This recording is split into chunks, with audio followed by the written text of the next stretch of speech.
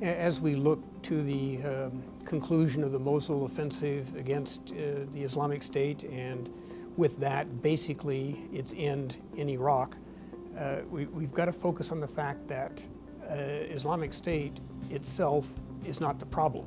It is the symptom of the problem. The problem is a failure to achieve good governance in Iraq that gave them the space to move in. So unless we help the Iraqis address the governance issue, something else will emerge to take Islamic State's place, just as it replaced Al-Qaeda in Iraq.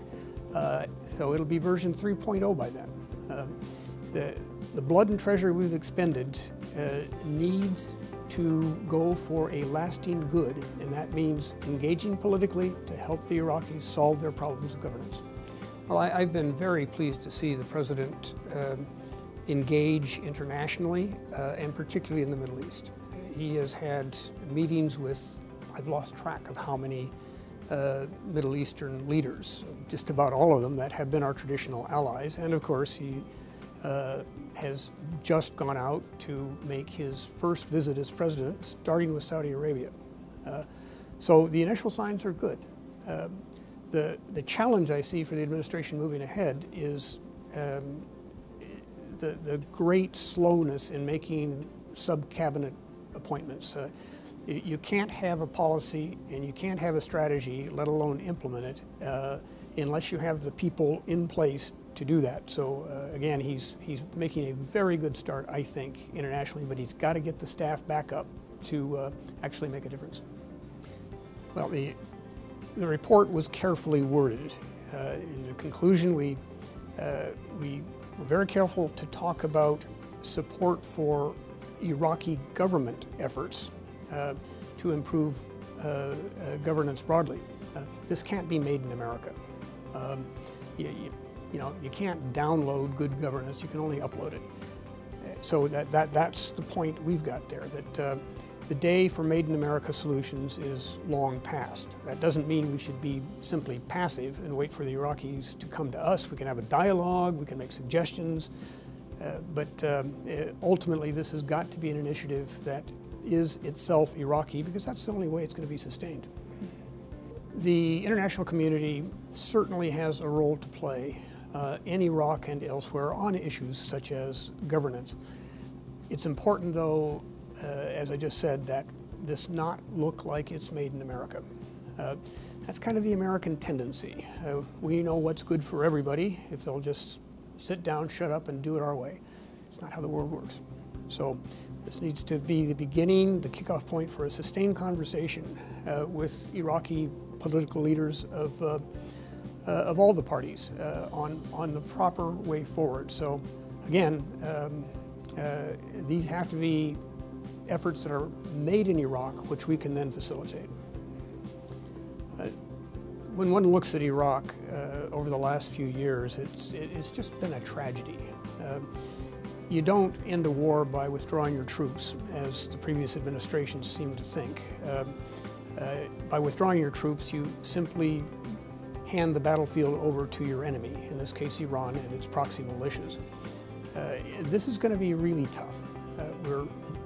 We're not going to be able to push the Iranians out of Iraq, and we have to take into account the realities for the government in Baghdad. And again, a serious dialogue with them on what they would like to see us do in support of them, conscious that they can't take the Iranians on frontally.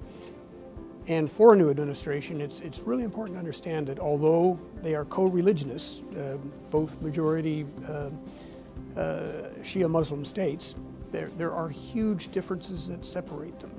They fought a bloody 8-year war in the 1980s, Shia against Shia, because other identities were more important. Arab versus Persian, theocracy against a democracy. So, we should not assume that all Iraqi Shia are somehow on the same page as their Iranian co-religionists. They're not. and we need to work with them to find space to build the country in a way that doesn't put them in direct conflict with Iran. There is no question that a large, well-trained, well-motivated, and reliable set of security forces is essential for Iraq moving forward. There are a lot of issues out there to tackle, but security has to lead the list. You can't have economic development if you don't have security and so forth. We all saw what happened in 2014 when Islamic State just rolled right over the Iraqi army.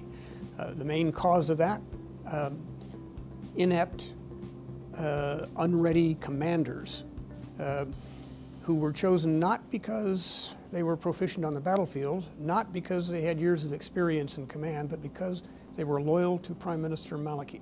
So train and equip is key. We need to be there on the ground, and we need to play a role in ensuring that the right officers go to the right positions for the right reasons.